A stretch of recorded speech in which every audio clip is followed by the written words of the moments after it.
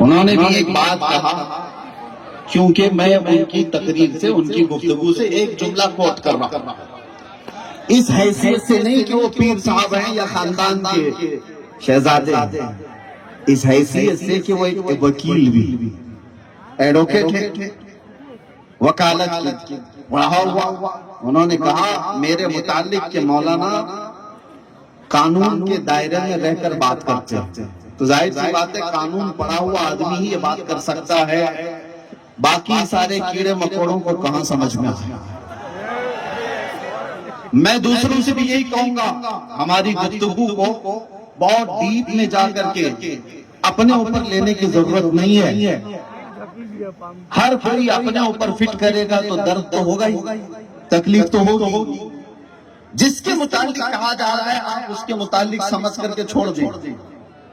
ظاہر سی بات ہے، ہم کہیں گزر رہے تھے، راستے میں ایک کتا پاگل ہو گئے اور جو جا رہا ہے اس کو بھونک رہا ہے، تکلیف دے رہا ہے، تو آپ کیا کریں گے؟ آ کر کے شکایت کریں میونسپلٹی کو یا کہیں پر کہ ایک کتا پاگل ہو گیا۔ میونسپلٹی یا پھر دوسرے لوگوں نے یہ محسوس کر لیا کہ یہ آدمی سارے کتوں کے خلاف، یہ آدمی سارے کتوں کے خلاف، یہ دشمن ہے۔ نہیں صاحب، ہم اس پاگل کتے کے خلاف، سارے کتوں سے ہمیں کیا؟ بہت سارے کتے ہیں جو گھروں کی حفاظت کر رہے ہیں، کھیتوں کی حفاظت کر رہے ہیں، اور آپ لوگ سب ڈر بھی رہے ہوں گے کہ مولانا پھر کتا کہہ رہے ہیں۔ میں مثال دے رہا ہوں، کسی کو نہیں کہہ رہا۔ اگر کوئی کتا پاگل ہو جائے تو اس کی شکایت ہونی چاہیے کہ نہیں ہونی چاہیے؟ دوسروں کو تکلیف دے گا، دوسروں کو اور کاٹے تو 14 انجیکشن اور بھی دوسرے کئی ایسے پروسیس کہ مر بھی سکتا ہے آدمی۔ تو مطلب کہنے کا یہ ہے کہ جب کبھی ایسا ناسور کہیں پر بھی ہو تو اس کو بھی نظر انداز کر دینا یہ ملک کی حفاظت کے بھی خلاف۔ اگر ہمارے دیش ہندوستان کی سالمیت کو، ملک کے امن کو کوئی خطرہ بنے تو اس خطرے سے مقابلہ کرنا ہر دیش واسی کی ذمہ داری ہے یا نہیں؟ پورے ملک کی فضا اگر خراب کر رہا ہے کوئی بھی ہو، کہیں سے کوئی ایسی گیس چھوڑ دے رہا ہو کہ جس سے لوگوں کے مرنے کا اندیشہ ہے، تو کیا اس کو وہ گیس خارج کرنے کی اجازت دی جائے؟ نہیں، زہریلی ہوا چھوڑ رہا ہے اسے پکڑا جاتا ہے۔ یعنی دیش واسیوں کے خلاف کوئی بھی ماحول بنتا ہو تو اس کو پکڑا جاتا ہے۔ ہمارا بھی بس اتنا ہی مطالبہ ہوتا ہے، ہمارا بھی اتنا ہی مطالبہ ہوتا ہے، ہم اگر کسی کی دم پر پاؤں رکھتے ہیں تو اسی کے جو پاگل ہو چکا ہے وہ دوسروں کو کاٹ سکتا ہے، باقی پوری قوم سے ہمارا کیا لینا دینا؟ لیکن لوگوں نے آج ہم کو ایسا بنا دیا، امیج ایسی بنائی کہ مولانا بھڑکاؤ بھاشن کرتے ہیں، کسی سماج کے خلاف بولتے ہیں، کسی کمیونٹی کے خلاف بولتے ہیں۔ نہیں میاں، یہاں پر ہمارے ہندوستان میں سینکڑوں کمیونٹیز ہیں، بہت سارے دھرم سے بہت وابستہ لوگ رہ رہے ہیں۔ کیا ہم یہی ڈیوٹی کریں کہ ہر ایک دھرم کے لیے اس کے ماننے والوں کے پیچھے پڑے رہیں؟ مجھے میرے دین اسلام سے وابستگی کافی ہے۔ ہم تو اس فارمولے پر عمل کر رہے ہیں کہ دین اسلام کی سچائی کو پڑھو، دین اسلام کی سچائی کو سمجھو، اور بنا سمجھے اگر کوئی اس پر انگلی اٹھاتا ہے تو محبت سے پہلے سمجھایا جاتا ہے۔ اب میں آپ کو طریقہ بتا رہا ہوں۔ انسانوں کی دو کیٹیگری ہیں، انسانوں کی دو کیٹیگری ہیں، ایک باتوں سے مانتی ہے اور ایک لاتوں سے مانتی ہے۔ ہوتا ہے، سب جگہ ہوتا ہے، میں کسی خاص قوم میں نہیں کہہ رہا ہوں، سب میں ہوتے ہیں۔ تو جہاں سختی سے بولنے کی ضرورت ہوتی ہے ہم وہی کہتے ہیں۔ نبی پاک صلی اللہ تعالیٰ علیہ وسلم کی شان میں اگر کوئی گالی گلوچ کرتا ہے تو اسے سمجھانے کی ضرورت اس وقت آئے گی جب وہ سمجھ کی بات کر رہا ہو۔ لیکن نبی پاک صلی اللہ تعالی علیہ وسلم کو جو پڑھا نہیں سمجھا نہیں بھونکتا ہے تو پھر دم پر پاؤں رکھنے کی ضرورت پیش آتی ہے۔ اور میرے عزیزوں، آج میں آپ کو یہ بات عرض کروں کہ قرآن میں رب تعالیٰ فرماتا ہے ان الدین عند اللہ الاسلام، بے شک اللہ کے نزدیک دین اسلام ہے۔ اسلام صرف اور صرف ایک محلے یا کسی ایک جماعت کے مذہب کا نام نہیں ہے، اسلام آفاقی دین ہے، پوری دنیا اور پوری انسانیت کی فطرت کے عین مطابق دین ہے۔ اسلام میں کوئی ایک شعبہ بھی ایسا نہیں زندگی کا جس کو خالی چھوڑا گیا ہو۔ بچہ پیدا ہونے سے لے کر قبر کے اندر جانے تک کے ہر مسئلے کا حل اسلام نے بیان کیا ہے، حتیٰ کہ تمہیں استنجا کرنے کا تک طریقہ بتایا، کھانے پینے سونے اٹھنے بات چیت کرنے رہنے ہر چیز کے آداب سکھائے گئے کہ نہیں سکھائے گئے؟ دین اسلام نے کوئی شعبہ نہیں چھوڑا۔ میں چیلنج کے ساتھ کہتا ہوں، لاؤ کوئی ایسا مضبوط دستور جو اسلام کی طرح سے ہو۔ اسلام دنیا میں کئی نظام لے کر کے آیا، ایک نہیں، کئی نظام ہے۔ سیاسی نظام اسلام لے کر کے آیا ہے، معاشی نظام اسلام لے کر کے آیا ہے، تجارت کے نظام اسلام لے کر کے آیا ہے۔ لوگوں کو آج اندازہ نہیں، خبر نہیں۔ یہ اور بات ہے کہ مسلمان پڑھے لکھے کم ہو گئے، ہمارے پاس علم کم ہو گیا، اس لیے لوگ یہ سمجھتے ہیں کہ یہ جاہلوں کی جماعت ہے۔ ارے پوری دنیا میں علم کا، ایجوکیشن کا انقلاب اگر کوئی لایا ہے تو محمد رسول اللہ کی ذات ہے۔ آپ کو پتا ہے جب میرے آقا صلی اللہ تعالیٰ علیہ وسلم ہجرت کر کے مدینہ تشریف لائے تھے تو صرف 6 لوگوں کو لکھنا آتا تھا، مدینے میں صرف 6 لوگ قلم پکڑ سکتے تھے۔ 10 سال میرے آقا صلی اللہ تعالیٰ علیہ وسلم نے مدینے میں زندگی گزاری، روایات بتاتی ہیں 10 سال کے بعد 80,000 لوگوں کو لکھنا آتا تھا۔ کتنا بڑا انقلاب ہے یہ، ریولوشن ہے ایجوکیشن کا۔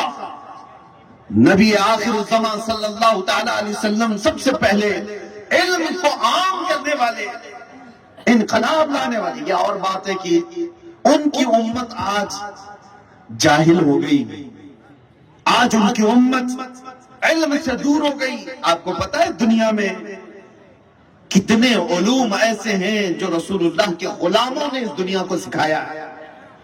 میڈیکل سائنس آج جس کا بول بالا ہے پوری دنیا میں، سائنس ترقی کر کے آیا بہت آگے تک، سائنس کے بہت سارے شعبے، انجینئرنگ بھی، لیکن بایولوجیکل میں اگر آپ کو بتاؤں حیاتیات پر، انسان کی طبیعتوں پر جو سائنس ریسرچ کر کے آج پہنچا ہے، بیس کیا ہے اس کا، بنیاد کیا ہے؟ میڈیکل سائنس میں سب سے پہلے کتابیں دنیا کو پیش کرنے والے ابن سینا ہیں اور امام فخر الدین رازی ہیں، جنہوں نے سرجری پر کتابیں لکھی، بچوں کی بیماریوں پر کتابیں لکھی، میڈیکل کی کئی ایسی گتھیاں انہوں نے اس زمانے میں سلجھائی ہیں جب ابھی سائنس، اس زمانے کا سائنس ابھی سانسیں بھی نہیں لے رہا۔ پوری دنیا کو علم دینے والے میرے نبی کے غلام، ایکس رے کا علم علماء اسلام نے دیا ہے۔ گھڑی کی ایجاد آپ کو پتا ہے، گھڑی کی ایجاد نبی پاک صلی اللہ علیہ وسلم کے غلاموں نے دیا ہے دنیا کو۔ کتابیں لکھنے اور اس کو چھاپنے کا انداز علماء اسلام نے عطا کیا ہے۔ اتنا ہی نہیں، ٹاؤن شپ کا جو طریقہ ہوتا ہے، روڈ بنانے کے سلیقے تک اسلام نے لوگوں کو دیا ہے۔ لوگ یورپ میں جانوروں کی طرح جیتے تھے، نہ گھر بنانے کا سلیقہ، نہ گزرنے اور آنے جانے کا سلیقہ تھا۔ عمر فاروق رضی اللہ تعالیٰ عنہ کی خلافت کے زمانے میں سارے نظام بنائے گئے تھے، تاریخ بنائی گئی، ہجرت کی تاریخ آج بھی پوری دنیا میں رائج ہے، تاریخ بنائی گئی ہے۔ اسلام ایک شعبے میں تھوڑی، ہر شعبے میں تجارت کے جو اصول بنائے گئے، لاؤ دنیا میں یہ کوڈ وغیرہ سب چیزیں کتنے سالوں بعد آ کر کے بنی، آج آ کر کے بنی کہ تمہارے اندر خرید و فروخت میں کوئی دھوکہ دھڑی ہوتی ہے تو کیس کر کے تم اپنا حق حاصل کر سکتے ہو۔ 1400 سال پہلے اسلام یہ نظام لے کر کے آیا، چھوٹی سی چیز کو بھی خریدنے کے لیے، چھوٹی سی چیز کو بیچنے کے لیے کیا نظام تمہارے درمیان ہونا چاہیے، کتنا تمہارے اندر امانت داری ہونی چاہیے۔ میرے آقا صلی اللہ تعالیٰ علیہ وسلم نے فرمایا تمہارا بھائی اگر کوئی چیز کو خریدنے کے لیے بولی لگا دیا ہے تو دوسرے کو اس بولی پہ بولی لگانا حرام ہے، حرام ہے۔ جب تک اس کی تجارت ڈیل اس کی مکمل نہ ہو جائے دوسرا خریداری کی بات نہ کرے۔ نیلامی کی بات نہیں کر رہا ہوں، خرید و فروخت کی بات کر رہا ہوں۔ یہ تمام اسلام نے اصول 1400 سال پہلے بیان کیے۔ یہ صرف تجارت کے نظام نہیں، بچوں کے آداب، ان کی تربیت کے انداز۔ جب لوگ اب بیٹی پیدا ہونے پر ناک منہ سکڑتے تھے، آج بھی ہمارے ملک میں وہ پرانی روایات کو فالو کرنے والے جاہل لوگ موجود ہیں۔ بیٹی پیدا ہو جائے تو ان کو افسوس ہونے لگتا ہے۔ کئی تو طلاقیں ہو گئی اس بات پر، عورت نے بیٹی پیدا کی، ایک ہوئی، دو ہوئی، تیسری ہوئی تو شوہر نے کہا چلی جا تو گھر، سسرال نے بھیج دیا۔ ارے بیٹی پیدا کرنا اس عورت کے ہاتھ میں ہے۔ اور میرا آقا صلی اللہ تعالیٰ علیہ وسلم نے کیا فرمایا، جس کی 2 بیٹیاں ہوں اور ان کو ادب سکھائے اور شادی کر کے دے دے تو اس پر میری شفاعت واجب ہے۔ ایک صحابی آئے، انہوں نے کہا یا رسول اللہ میری ایک ہی بیٹی ہے، 2 بیٹیوں پر فضیلت حضور نے بیان، انہوں نے کہا میری ایک بیٹی ہے۔ حضور نے فرمایا جاؤ ایک بیٹی کو بھی ادب سکھایا اور صحیح طریقے سے اسے شادی کر کے دے دیا، حضور فرماتے کل قیامت کے دن میں تیری شفاعت کروں، جنت میں لے جانے کا سبب بتایا۔ جب بیٹیوں کو دفن کیا جا رہا تھا مکہ میں، بیٹی پیدا ہوتی تھی تو گردن مروڑ کر کے لوگ دفن کر دیتے تھے، اور نبی پاک صلی اللہ تعالیٰ علیہ وسلم نے بیٹیوں کے مقام کو بلند کیا۔ اور بیواؤں کو تو اب شگن سمجھا جاتا تھا، آج بھی ہیں دوسرے سماج میں جانتا ہوں، ان کو اب شگن سمجھا جاتا ہے، ان کو سفید کپڑے پہنا کر کے محلوں سے الگ رکھا جاتا ہے۔ ودوا عورت لوگوں کے محلے میں نہیں آ سکتی۔ یہ تمام خرافات دماغوں سے 1400 سال پہلے نکالے، صرف نبی پاک نے بیان نہیں کیا کہ بیوہ اب شگن نہیں ہوتی، بلکہ 1 2 3 4 نہیں 9 شادیاں بیواؤں سے حضور نے فرمائی۔ ان کے مقام کو بلند ایسا کیا کہ کروڑوں مسلمانوں کی ان کو ماں بنا دیا، ام المومنین، وہ امہات المومنین ان کو کہا گیا۔ میرے عزیزوں، کس شعبے میں اسلام نے پیاسا رکھا ہے؟ کسی شعبے میں مجھے بتاؤ، کوئی شعبہ ایسا نہیں جہاں پر آپ یہ کہہ سکتے ہو کہ اس میں اسلام نے کچھ بیان نہیں کیا۔ میں ایک چھوٹا طالب علم ہونے کی حیثیت سے عرض کروں گا، زندگی کے شعبے کا کوئی بھی مسئلہ لاؤ، اللہ کے نبی کی تعلیمات سے ہم اس کا جواب عطا کریں، ہم اس کا جواب دے سکتے ہیں۔ اسلام مکمل دین ہے، اور یہ لوگوں کا بنایا ہوا ہوتا تو اس میں اونچ نیچ ہوتے، بار بار اس کے اندر ترمیم ہو سکتی تھی، امینڈمنٹ کیا جا سکتا تھا، لیکن یہ لوگوں کا بنایا ہوا نہیں ہے، خلاق کائنات کا بنایا ہوا ہے، اور وہ قیامت تک کے آنے والی چیزوں کو رب تبارک و تعالیٰ جانتا ہے، اور اس نے ایسا قانون امت کو، میرے مصطفیٰ کی امت کو عطا کیا جس میں قیامت تک کے لیے شوشہ نہیں چھوڑا گیا ہے۔ ورنہ میرے عزیزوں پوری دنیا ایڑی چوٹی کا زور لگا کر کے نقص نکال رہی ہے، برائیاں کھود رہی ہے۔ کیا وجہ ہے کہ 1400 سال سے قرآن کے بدلے میں دوسرا قرآن نہیں لا سکتے؟ کیوں؟ قرآن تو چھوڑو کوئی سورے نہیں لا سکے، سورہ تو چھوڑو کوئی آیت نہیں لا سکتے۔ آج بھی میں نے سنا ہے اے آئی کا زمانہ ہے، چیٹ جی پی ٹی کو بھی پوچھا جائے تو کیا جواب دیتا ہے، آپ دیکھ لیں کہ قرآن دوسرا چاہیے، سیم ٹو سیم قرآن بنا کے دے دو، وہ کہے گا میں سمری بتا دیتا ہوں، سیم قرآن نہیں بتا سکتا اس لیے کہ یہ خالق کا بنایا ہوا ہے، یہ خدائی کتاب ہے۔ دنیا کی ٹیکنالوجی بہت اوپر آ چکی، لیکن اس کے مقابل میں کوئی چیز لائی نہیں جا سکی۔ میں مسلمانوں آپ سے یہ کہنا چاہتا ہوں، جس دین کی اتنی بلندیاں ہیں، تمہیں دین نے کہیں کسی شعبے میں پیاسا نہیں چھوڑا۔ تمہارے بچپن کے تمام احکامات بتا دیے گئے. بچہ جب پیدا ہو تو میرے آقا صلی اللہ علیہ وسلم نے فرمایا اچھا نام اس کو رکھنا ماں باپ بچے کا حق ہے. اچھا نام رکھو, اس کا عقیقہ کرو, اس کی تربیت میں اچھا ماحول بناؤ. اس کے بعد جب بچہ بولنے کے قابل ہو جائے, چلنے کے قابل ہو جائے, تو سب سے پہلے اس کے ادب اور اس کی تعلیم کا انتظام کرو. نبی پاک صلی اللہ تعالیٰ علیہ وسلم کی ایک حدیث میں آپ کو بتا دوں جس میں زندگی کے اصول بتائے گئے. حضور فرماتے ہیں علموا اولادکم ثلاث خصال. ایک حدیث یہ ہے, اور دوسری حدیث ہے نبی پاک صلی اللہ تعالیٰ علیہ وسلم فرماتے ہیں لاعبوا سبعا ادبوا سبعا صاحبوا سبعا. بچے کے 7 سال کی عمر تک اس کے ساتھ کھیلو, اس کے ساتھ کھیلو, اور دوسرے 7 سال اس کو خوب ادب سکھاؤ, اور پھر تیسرے 7 سال اس کے ساتھ دوستی کرو. یہ نظام بتایا گیا بچپن سے لے کر, یعنی پہلا سال بچے کا لے کر 7ویں سال تک بچہ کھیل کود کی طرف مائل رہتا ہے. یہاں تو 3 سال کی عمر میں تو ہم نے اس کو اسکول لگا دیا, بچہ بوجھل ہو کر کے جا رہا ہے, جبکہ پہلے سے قانون یہ تھا, ہمارے یہاں بھی تھا, بچے کو 5 سال 10 مہینے کا ہونے تک بھی اسکولوں میں بوجھل نہ کیا جائے. لیکن کون اس چیز کے پالن کرتا ہے؟ اب تو ماں باپ بھی یہ سمجھتے ہیں ادھر دودھ چھوڑا ادھر اسکول چلا جائے, اور دودھ پیتا ہو تو چھوڑے, پیتا بھی نہ ہو تو سوچتے ہیں لوگ کہ کوئی دایا ہی لے لے پال لے. بچے اگر بوجھ ہے تو پیدا کیوں کیا؟ ادب دینا سب سے پہلی ذمہ داری. اور اس کے بعد نبی پاک صلی اللہ تعالیٰ علیہ وسلم نے جو فرمایا جوان ہو جائے تو جوانوں تمہیں صحبت کس کی اختیار کرنی چاہیے کس کی نہیں, اسلام نے سارے اصول بتائے, سارے اصول بتائے.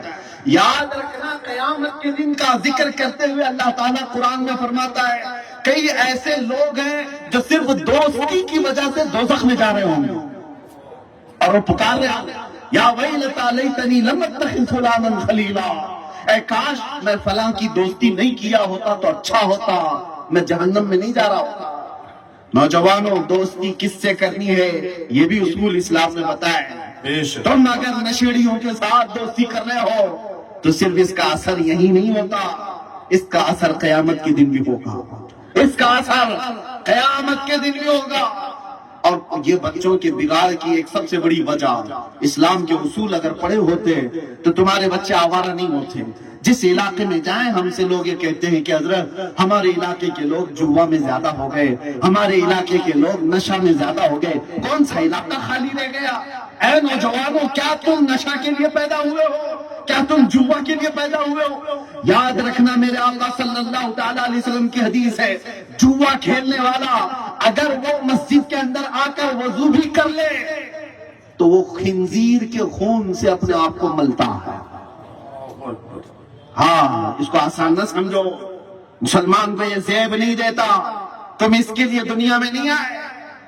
اور سود کھانے والے کو میرے آقا نے فرمایا یہ سارے تمہارے معاشرے کی چیزیں نہیں ہیں, ہٹاؤ, یہ کوئی انٹرٹینمنٹ نہیں ہے جو لوگ راتوں رات کروڑ پتی بننے کے لیے بیاج کے کاروبار, بڈی کے کاروبار, اور اس کو نام کچھ بھی دے دو, گناہ ہے.